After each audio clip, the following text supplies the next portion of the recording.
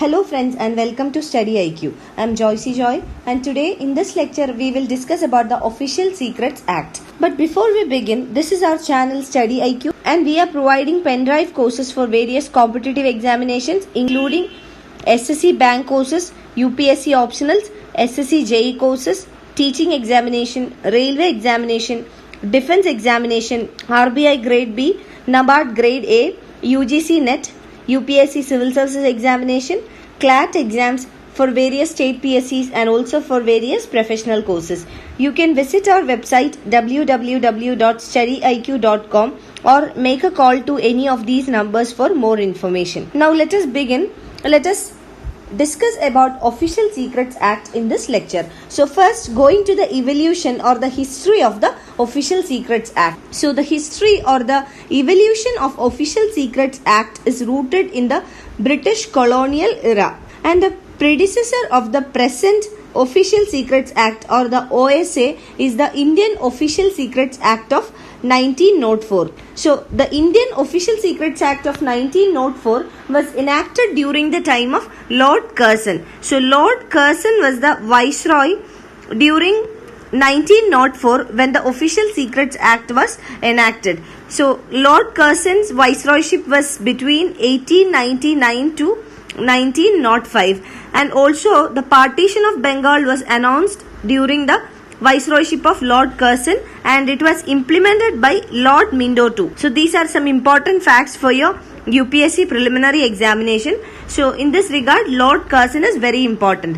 So in 1904, the Indian Official Secrets Act of 1889 or the Act 14 was amended. So it led to the enactment of Indian Official Secrets Act of 1904. And what were the reasons for amending the earlier Act 14 or the Indian Official Secrets Act of 1889? The reason was that there were a large number of powerful newspapers that emerged in India in several local languages. So these newspapers, on one hand, they opposed the British policies or they criticized the policies of the British government, and they also built a political consciousness among the people leading to nationalism. So these were the two reasons the British wanted to suppress the newspapers that were getting powerful and emerging in many local languages across India during this period. So we can say that the purpose of the Indian Official Secrets Act of 1904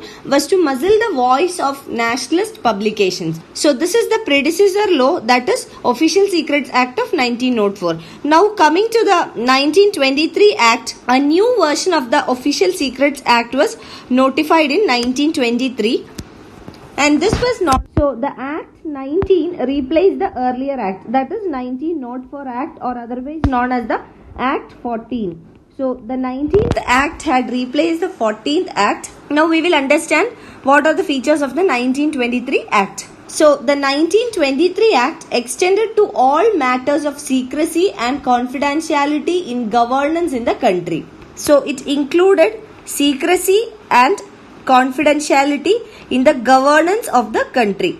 But in the 1904 Act, the purpose was only to suppress the nationalist newspapers that had brought in a nationalist feeling or a political consciousness among the masses. Now coming to the ambit of the 1923 Official Secrets Act, it deals with two broad aspects. First one is spying or espionage, and the second one is disclosure of other secret information. So these are the two broad aspects that is dealt in the ambit of 1923 Official Secrets Act. And now spying was dealt under the Section 3 of the Official Secrets Act, and Section 5 of the Official Secret Act dealt with the disclosure of other secret information. So Section 3 and Section 5 are the most important sections. Now the definition of secret information. Now with the 1923 Act, the definition for secret information got widened or broadened. So under the 1923 Act, secret information can be any official code or any password, any sketch, plan, models, article, note, any document or any information. So the definition of the secret information got widened in this 1923 Act, and this widening of definition resulted into a conflict with the RTI Act. Now briefly about the RTI.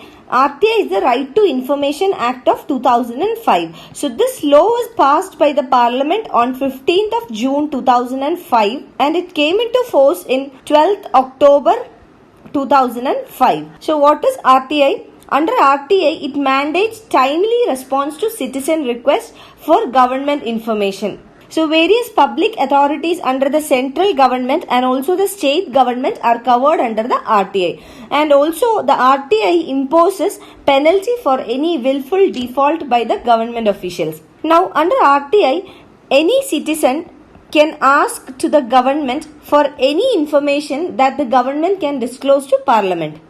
So what is the objective of RTI? The objective is to empower the citizens, and this empowerment is possible because RTI is a fundamental right under Article 19 of the Constitution. Now other objectives are in order to promote transparency, accountability, in order to check corruption and also to check democracy at work for the people. Now coming back to Official Secrets Act, the Official Secrets Act is in conflict with RTI because anything that comes under the official secrets need not be disclosed under the RTI. Now the conflict is because the scope of the official secrets or the definition of the secret information got widened. So it is in direct conflict with the RTI. Now coming to section 5 of the Act, it is regarding disclosure of other secret information. So under section 5, both the person who is communicating the information and the person who is receiving the information shall be punished by the prosecuting agency. So the scope of the Official Secret Act got widened. Now coming to certain recent cases or the relevant cases where the Official Secrets Act was used. The first one, the most recent example where a diplomat Madhuri Gupta had been convicted by the Delhi High Court under the Official Secrets Act. So this diplomat Madhuri Gupta, she served at the Indian High Commission in Islamabad and she was sentenced to 3 years in jail, and this was for violation of Official Secrets Act. And the allegation or the offence committed by her was that she had passed certain sensitive information to Pakistan's ISI. So this is the most recent example. Another example is that of Kashmir Times journalist Iftikhar Gilani. The journalist was arrested in June 2002 and the allegation was that he possessed secret documents relating to deployment of troops in the Kashmir Valley, and the case was later withdrawn. Now another example is that of journalist Poonam Agarwal. In the year 2017, the journalist was charged under the law for conducting a sting operation on an army official. So this was also considered as a violation of Official Secrets Act. So these are some of the relevant and recent examples where the Official Secrets Act was invoked or used in order to try certain individuals. You can find the PDF of this lecture on my Facebook page, and for any queries regarding your UPSC preparations, you can get in touch with me on my Facebook page or you can email me at joycey.studyiq@gmail.com. Thank you.